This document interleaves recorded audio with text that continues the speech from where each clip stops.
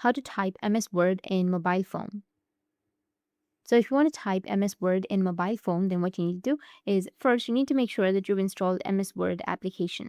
Search for Word. If you don't have it, you can go with your Play Store and then install it.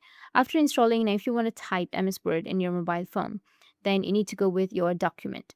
I'll just simply go with a new document. For that, you need to go with the plus button, which will be in the top right, and then tap on a blank document.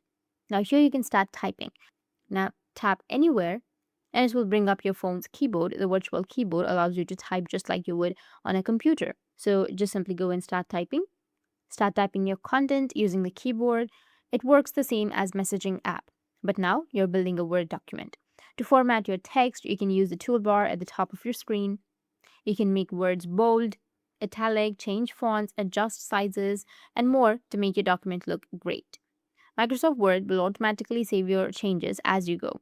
That's how you can type in MS Word on your mobile phone. If you found this video helpful, hit the subscribe button and thanks for watching.